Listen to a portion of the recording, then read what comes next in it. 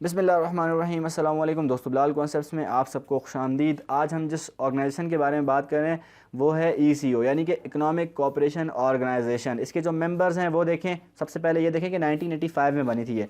Members इसके कौन कौन से हैं देखें समझें। अफ़गानिस्तान है, आज़रबाईजान है, ईरान है। ठीक है, ये किस चीज़ के मेंबर हैं? ये मेंबर आपके ECO के मेंबर नहीं हैं, ये आपके सेंटो, जो आपके सेंटो था उसके मेंबर्स हैं। ठीक है, तो ये कज़ाकिस्तान और जो है ना इन्होंने ही फिर मिल के बाद में इनमें से 3 कंट्रीज़ जो थे, आप देख लें नाम यहाँ पे लिखे हुए हैं, जो आपके तुर्कमानिस्तान है, उज़्बेकिस्तान है, तुर्की है, पाकिस्तान है। 6.3 आपकी जो है ना वर्ल्ड पॉपुलेशन को ये कवर करता है, सिर्फ ये इलाका। जो असल कंट्रीज़ है, इसके असल कंट्रीज़ कौन कौन से? असल कंट्रीज़ के सिर्फ 3 हैं। ये आप देखें कि जो पूरा का पूरा आपके जो है ना उसके कंट्रीज, सेंटो के कंट्रीज़ थे, वो सारे के सारे मैंने ब्लैक कलर से आपका बॉर्डर लगा दिया, जिसमें आपको सेंट्रल एशिया के सारे कंट्रीज़ हैं, तुर्की है, ईरान है, अफ़गानिस्तान है, पाकिस्तान है। लेकिन इन्हीं इन्हीं जो सेंटो में से कुछ लोगों ने मिल के आपका बनाया है क्या? इकनॉमिक कोऑपरेशन ऑर्गेनाइजेशन, जिसमें पाकिस्तान, ईरान और आपका तुर्की शामिल है। ठीक हो गया? तो यहाँ पर आप देख लें कि पाकिस्तान, ईरान और तुर्की, यहाँ पे इन्होंने जो है ना एक रेल जो है ना वो भी शुरू की थी, वो हम बात करते हैं, लेकिन वो भी जो है ना वो कामयाब नहीं हो पाई कि इस्तांबुल से लाहौर तक जो है ना आपकी एक रेल चलेगी, वो भी पूरी नहीं हो पाई। ठीक है, ये आपका जो तो थी, ये कोल्ड वॉर के अंदर सेंट्रल टीटी ऑर्गेनाइजेशन थी, तो इसी के कुछ कंट्रीज़ ने ECO बनाया आपका। ठीक है, ये आपने जहन में रखना है। इसकी जो ECO की जो असल कंट्रीज़ हैं, तुर्की, ईरान और पाकिस्तान, इनकी जो है ना वो 6.3% जो है ना वो वर्ल्ड पॉपुलेशन में लोग कंट्रीब्यूट करते हैं। ठीक हो गया? एम्स एंड ऑब्जेक्टिव्स हम देखते हैं। एम्स एंड ऑब्जेक्टिव्स क्या क्या है इसके? पहली बात कि फ्री ट्रेड को प्रमोट करना है यहाँ पे।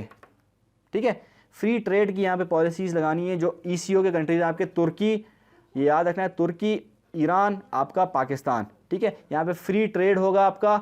जॉइंट प्रोजेक्ट्स होंगे यहाँ पर, जैसे कि तुर्की पाकिस्तान के जो ड्रामा आपने देखा है, ड्रामा यहाँ पे ड्रामे चलते हैं आपके टेलीविज़न के ऊपर, इस तरह की चीज़ें होंगी। ठीक है, रेल रोड मैंने आपको बताया वो होगा। इंफ्रास्ट्रक्चर में आपने देखा कि रेल रोड होगा इस्तांबुल टू लाहौर, ये इनके ऑब्जेक्टिव्स थे। Sharing air, space and maritime routes, यानी कि समंदरी, जो हवाई और ज़मीनी रूट्स हैं, वो आपने जो है ना एक दूसरे के साथ शेयर करेंगे। सोशो कल्चरल लिंकेजेस हम बनाएंगे। ठीक है, यानी कि आपको पता है तीनों ही मुस्लिम कंट्रीज़ हैं, तो तीनों के जो कल्चर्स हैं वो भी सेम हैं तकरीबन, तो कुछ ना कुछ डिफरेंस जो है वो आपस में शेयर किया जा सकता है। अगला है 6 आपका इम्प्रूवमेंट ऑफ लिविंग स्टैंडर्ड। इनकी भी वही सार्क वाली अप्रोच है। ठीक है, तो ये इंप्रूवमेंट करना है इन्होंने, लिविंग स्टैंडर्ड को इन्होंने बढ़ाना है, ताकि जो आपका लोअर क्लास है उसको आपने मिडिल क्लास में लाना है। ठीक है, ये है मसला, मकसद इसका। Technical support to each other, यानी कि तीनों हैं, तीनों एक दूसरे को अपना टेक्निकल सपोर्ट भी देंगे।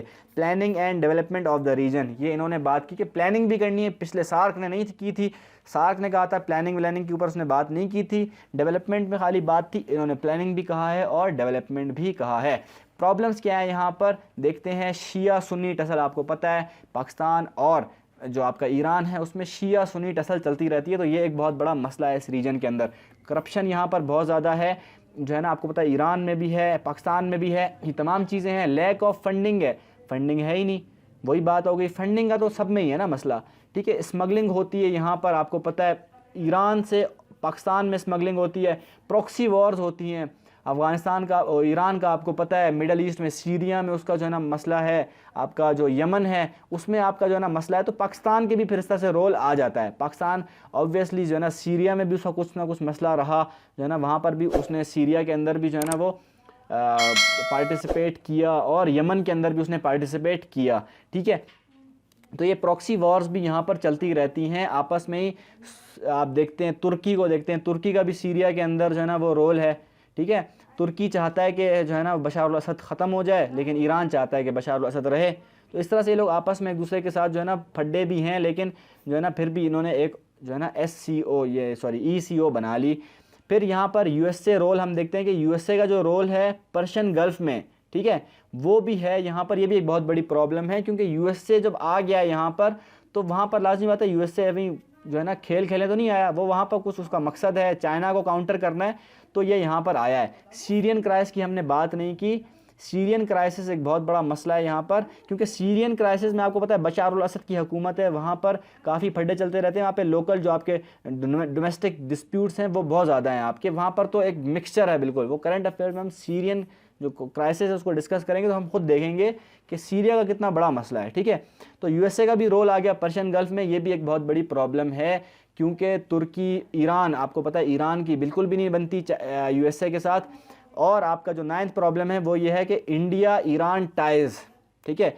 इंडिया ईरान टाइज़ जो हैं उससे पाकिस्तान को मसला है कि पाकिस्तान और इंडिया की राइवलरी चल रही है, और इंडिया आपको पता है ईरान के अंदर उसने एक चाबहार पोर्ट बनाया है, ठीक है। तो चाबहार पोर्ट जो उसने बनाया तो लाजिम बात है इंडिया और ईरान की अलाइनमेंट हो गई। अब पाकिस्तान और ईरान का फिर क्या होगा, इन्होंने जो बनाई है अपनी अलाइनमेंट उसका क्या होगा, तो वो अल्टीमेटली उसमें जो है ना वो इंटरप्शन आएगी। सॉल्यूशंस देखते हैं इनके, जो हमारी जो सॉल्यूशंस एंड रिकमेंडेशंस हैं वो हम देखते हैं। सबसे पहली बात, आपने कोऑपरेशन करनी है विद अदर रीजनल ऑर्गेनाइजेशंस, जितनी भी आपकी और ऑर्गेनाइजेशंस हैं रीजनल, जैसे कि आपकी जो है ना SCO है, आपकी आशियान है, ठीक है ना, आपकी सार्क है, ठीक है, इनके साथ मिल के आपने काम करना है, ठीक है ना। और आपका जो है ना वो राइजिंग फंड्स, आपने फंड्स को जो है ना वो इंक्रीज़ करना है।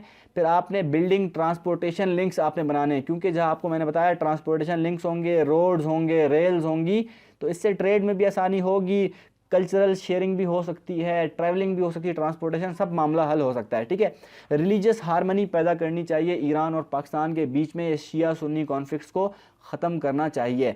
फिर आपने बिल्डिंग प्रेशर ऑन इसराइल, ये भी आपको एक सजेशन दी जा रही है कि आप तीनों जो है ना, एक मुस्लिम ब्लॉक है और वो आप अपना इसराइल के ऊपर प्रेशर डाल सकते हैं कि वो जो आपका पैलेस्टाइन का जो इशू है उसको जो है ना वो रिजॉल्व करे जल्दी से जल्दी।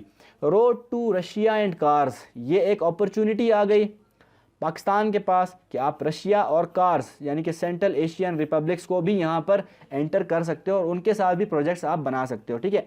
रोड टू यूरोप, आपको पता है तुर्की जो है वो आपका यूरोप से बिल्कुल टच है, ठीक है। तो यूरोप और तुर्की टच है बिल्कुल, तो आपको रोड टू यूरोप भी मिल रहा है, ठीक है। यूरोप के अंदर भी अगर ये हो जाती है, आपकी जो रेल रूट थी आपकी लाहौर टू इस्तांबुल वो हो जाती, तो आपका जो है ना मसला सारा हल हो जाता कि हमारी यूरोप भी हम जा सकते हैं इजीली, ठीक है। फिर pressure building on India, India पर भी आप प्रेशर बिल्ड कर सकते हो कश्मीर से रिलेटेड, कश्मीर के इशू को सॉर्ट आउट करवाने के लिए।